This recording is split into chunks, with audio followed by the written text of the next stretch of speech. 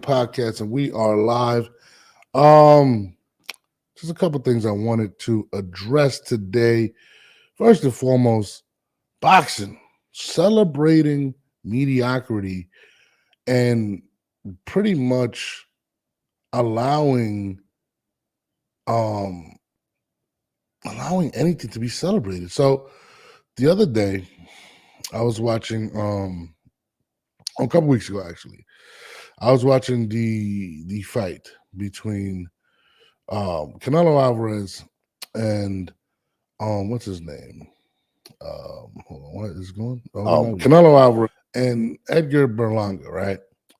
So I'm watching this fight or whatever. I was pretty jacked. I'm a big Canelo supporter.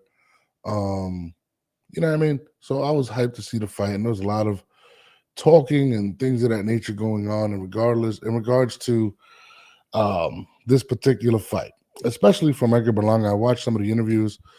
I watched the interview with him and Mace, and him saying in the Mace interview that he was going to bring it to him, he's going to knock him out. It was a lot of talking, whatever, which is expected to occur when you're having a fight, period, any fight. And there's always talking, you know what I mean? And a lot of people didn't believe in Edgar Berlanga at all. Nobody believed that Edgar Berlanga could actually win this fight. I was one of them. I thought he was going to get knocked out. And to a lot of people's surprise, he lasted the 12 rounds. Now, I can't front. May said something that made a lot of sense in regards to the fact that as much as this man talked about, leaving it on his shield and doing these type of things, he didn't do that. And Mace actually called him out on it. Shout out to Mace. And Mace called him out on it. And it kind of baffled me because, I've been watching boxing, I've been watching sports for a long time. I'm forever my life. Whether it's boxing, basketball, football, whatever. I've been watching competitive sports for a while, and there's a lot of great athletes out there, right?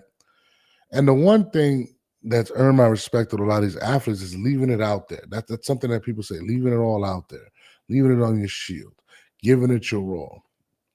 And when I watched this fight with Berlanga, and I don't want to go back, but the only reason I'm bringing this up because I continue to see interviews with Edgar Berlanga calling himself now the cash cow, or basically saying this and that, and people kind of celebrating it. In fact, after that fight, I thought it was extremely awkward that in the dressing room, his family, Fat Joe, everybody in there was celebrating the fact that he survived the 12 rounds. Not that he won, not that he made it competitive, none of that. A bunch of people back there celebrating that he didn't get knocked out, which was kind of crazy to me, especially coming from a Puerto Rican background and being a boxer, right? Because boxers pride themselves on leaving it on, dying on their shield, right?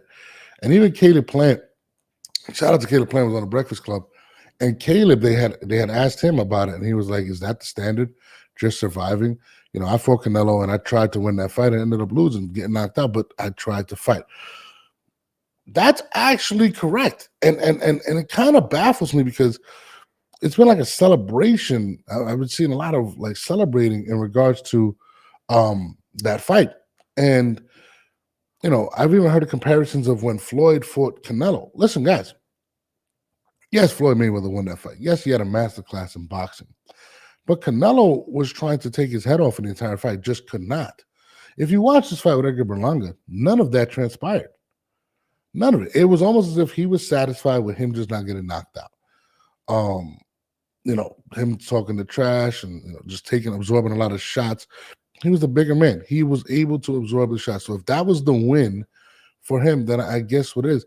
But it kind of confused me, because after that, it didn't seem like he was even upset that he lost. He's calling himself the cash cow. I don't want to see him in Puerto Rico. I call the shots simply because he fought Canelo Alvarez. Now, there's been a lot of guys that have fought Canelo Alvarez, and have lost and have lasted 12 rounds and all of that, and never became the cash cow. They just became the person that he just fought last, and that's being honest. I seen one of my mans hit me up, my man Steven. Lives out in New Orleans now. Grew up with the kid. And he's like, no, you're bugging. He did better than Munguia. And I'm like, dude, Munguia actually tried to win the fight. If you watch the fight, Munguia was actually disappointed that he lost the fight, right? He did not try to survive. He tried to go all 12 rounds to take Canelo's head off. He went to fight the fight and just came up short. Didn't win. Canelo beat him, clearly. In fact, he put up a better fight than Edgar. And I'm hearing people hit me up like, that's my man Trap Life, like, look, he had a better fight. And I'm like, dude, where? Munguia tried to win the fight. This man did not. He did not. All of that, I'm going to bring the fight to him. He was on the ropes most of the fight. Canelo did not knock him out. I will give him this credit. He was able to get under Canelo's skin and basically frustrate him, and Canelo wanting to knock him out. That was impressive, the fact that Canelo couldn't knock him out and wanted to knock him out. And a lot of people feel like Jaime Munguia, he carried him and allowed him to stay to 12 rounds. Whatever. Okay. Now, greatness is defined on what you do on there, or in the ring, or on the court, or on the field. And to me, it was just crazy. Man, what up? It was just crazy to see the celebrations. Like, for instance, and again, I'm gonna run through a bunch of underdog situations, right? Can you imagine, right, if Allen Iverson, when they played the Lakers in, I think 2001, I want to say, okay, after the Lakers steamrolled through the playoffs, was just happy to just be there and survive and didn't go all out. Allen Iverson made himself a legend by denting them, going all out, getting beat up the entire series and attempting to win it, even stealing a home game and leaving his heart out there and playing ball. Allen Iverson became a legend that night. He was someone that wasn't intimidated, just was outgunned, but left it all out there. Just left it all out there. Period. We respected Allen because Allen put it all out there. He tried to win. He attacked the teeth of the defense. He took shots from guys like Shaquille O'Neal, went at one of the greatest of all time, and Kobe Bryant. They had to, like, literally, Allen Iverson was 1,000% effort and tried to win. Allen didn't lay down. He wasn't satisfied that he won the first game. He really tried. He really was out there fighting, playing hard.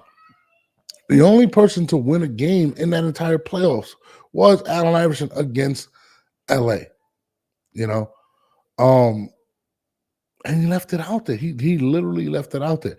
The Giants in 2007, when we played the Patriots were 18-0 going into that game.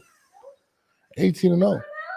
The Giants could have been satisfied with being close. No, they left it all out there and became great and historic. Eli Manning will forever be, come on here, Papa, will forever be one of the greatest players of all time because he left it all out there. He wasn't satisfied just getting to the Super Bowl and being on the stage. He actually went out there and fought and actually ended up winning the game. That's what made a legend. We could take it to boxing. You know what I mean? How many people fear Canelo? That's why you got to give Caleb Plant all the credit in the world. Caleb Plant. And it's crazy because a lot of people take shots at him. Oh, you got knocked out by Benavidez. You got knocked out by Canelo. Yes, look who you lost to. So to me, it's kind of crazy to see people celebrating mediocrity at this point and celebrating not getting touched up or surviving 12 rounds. I watched Shakur Stevenson say he doesn't care about having a boring fight. No, go outside. He doesn't care. He's not, if he feels like he can't bang, he's just going to make it the most boring fight ever. He doesn't care. Like, boxing has become something that is very hard to entertain at this point when a lot of these fighters are not laying it all on the line. Now, again, this is a sport where people die. Okay? But you know that going into the situation. You know that. But celebrating mediocrity is insane. I think that's something that's a big problem. Let me get that. Thank you. That's a big problem in this sport. Even when, I just seen a post, Gervonta Davis fought 10 champions, but doesn't fight any of the guys in his division. Teofimo's out there. We all know who's the best fighters out there, but he's not fighting them. but we're celebrating mediocrity. I just don't understand it. And this is why boxing is seeing the type of losses that they're seeing is because of this. And of course, my son, Noah, can you please get off of this? Go over there. You know what I mean? It's just sad to actually see Caleb Berlanga should be next. No, man, I'm with you. I definitely think it should be next. But is it going to be next? Probably not. And sorry about that. Please don't touch. Please don't touch, okay? Thank you. It should be next. But he's saying that he wants Jaime Munguia in Puerto Rico. I get it. And he feels like he calls the shots. I don't agree with him. And honestly, I don't think he beats Munguia. I still feel that way. I think I would like to see Caleb Plant fight him. I think Caleb Plant to me is one of the most, I think he's a Hall of Famer. I think he's a guy that is the epitome of what you look for in a boxer, what you expect from a boxer. Win, lose, or draw, he's giving it all. Like, he don't care. He's out there fighting. He's out there making it a point to be great or attempt to be great. And you got to take your hat off to somebody like Caleb Plant because he does not – I mean, there's never an instance where he gives up. And I totally respect Caleb Plant. And people need to stop playing with his name like he's just somebody that you can just bypass. And I agree. I think Berlanga should fight him. I don't believe Berlanga beats him, to be honest with you. But I think it would be a great fight. To be honest with you, I mean, leading up to it, just and again, you know, calling yourself the cash cow and stuff like that, guys. People have to remember, Canelo built that through what he accomplished. They just didn't give it to him because he's a good Mexican fighter. You know, he accomplished that. Hector Camacho didn't just become a pay-per-view star or a star for the Puerto Rican community just because he was Puerto Rican. There's a lot of Puerto Ricans that don't get the love. Danny Garcia doesn't get the love from Puerto Rico like he should. There's been a lot of Puerto Rican fighters that have come up that never earned that. Miguel Cotto earned that. Felix Trinidad earned that by having mega fights, leaving it all out there. And it's kind of crazy to hear Hector Berlanga speak on these things. And I'm like, bro, like, you didn't even fight against Canelo. Like, it almost felt like you didn't try. You just wanted to survive. So to see people celebrating it, and I get it. People, nobody believed that you can win that fight. And it showed not even your corner believed. But being a star, saying that you're going to, that's absolutely insane. You're celebrating mediocrity. Now, if you want to know who are the faces of Puerto Rican boxing at this point, okay, I'm going to tell you. It's Amanda Serrano. Okay, it's Xander Zayas. These are the guys that are the future of boxing right now. There's another girl. I forgot her name. She's dope too. She's Puerto Rican actually. That she's doing. She's. These are the people that we're like. All right. Like my dad calls me. Xander Zayas' fight he fought last week. That's who we're talking about. We're not talking about Hector Berlanga. And I don't believe anybody in Puerto Rico is sitting there saying, "Man, did you see that Canelo fight? He made us proud." No, I'm sorry. And this is not about Puerto Rico, but it just baffles me that I'm seeing mediocrity be celebrated. Xander Zayas, he's a dog. He's doing what he's going to do. People going to say, "Oh, who's he beating?" I get it, but he's doing it the right way. And now he wants to fight the big names. I'm with it. I like Xander. I'm cheering on Xander. Amanda Serrano is about to have a major. She's right now, if anybody in Puerto Rico is a face, it is Amanda Serrano, period. She has a huge fight coming up in November. Shout out to her. That's who's the face. That's who we love. Noah, shh. I'm over here, okay? Shh. You know, so okay, go get it. But yeah, it's just kind of crazy because it sets a bad precedent in regards to fighters. Like, I'm just like, dude, like that, it's insane. Like, and watching people people just run up and, "Oh, I'm proud of you." Clarissa Shields went up and said, "I'm proud of you." What exactly were you proud of? And that's where I'm like, bro, like, and again, this is not to hate on Edgar Berlanga, but to kind of highlight why and ask why are people actually celebrating this? You know what I mean? Now, if he goes out and knocks out Caleb Plant, I'll be right with you. Hey, listen, that's crazy. That's a big win. I believe Caleb is one of those guys. And it's kind of crazy. It kind of comes off like you're feeling yourself. You're calling yourself the cash guy. You have not accomplished anything but not being knocked out by Canelo. And that is absolutely insane. That makes it absolutely insane to me. Okay? We respect Tom Brady because he's the champion.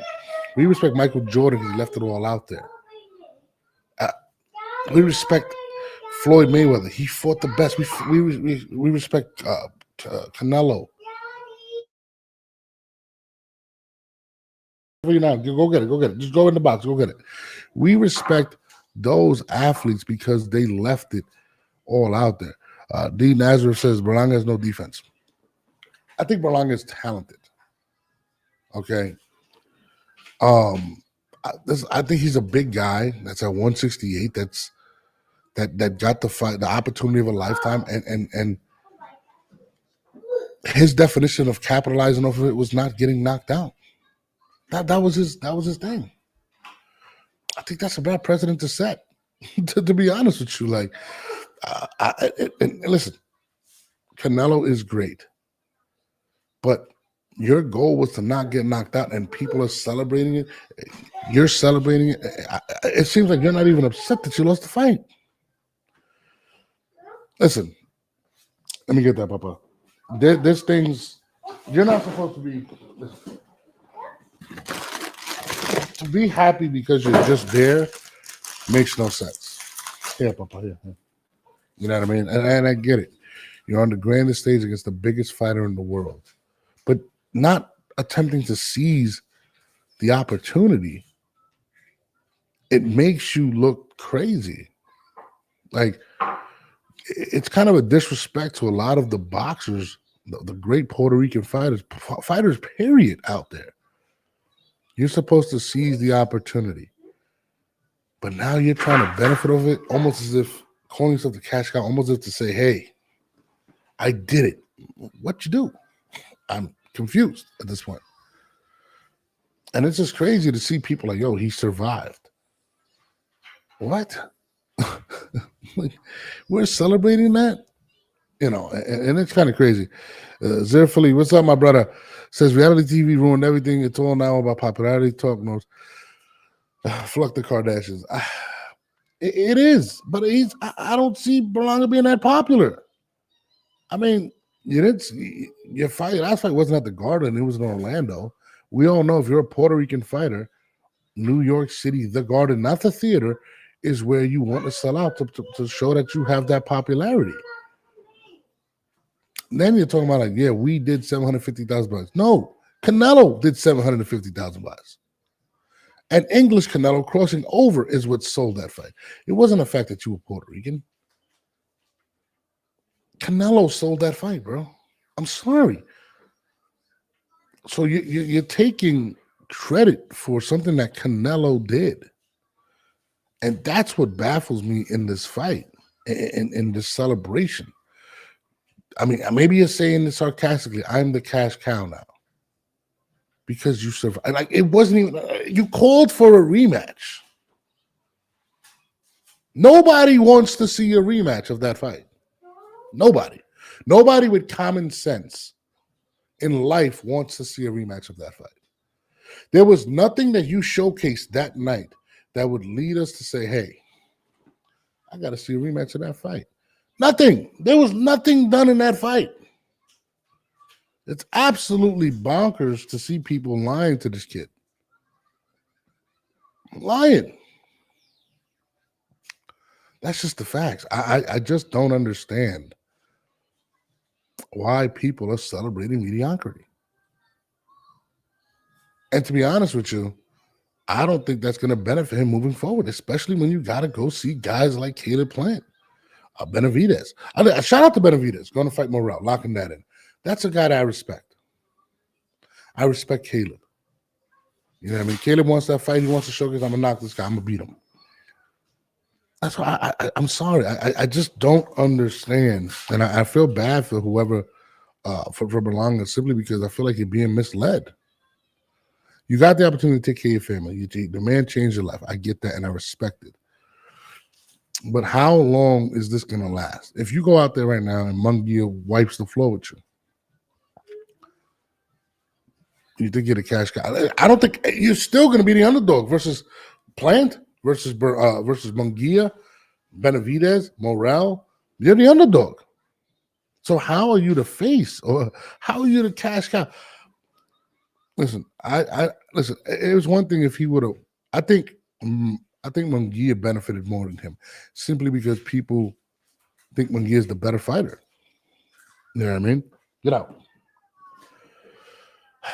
That's what I'm going to say. I'm going to leave that at that. Celebrating mediocrity is not the way to go, and it's hurting boxing.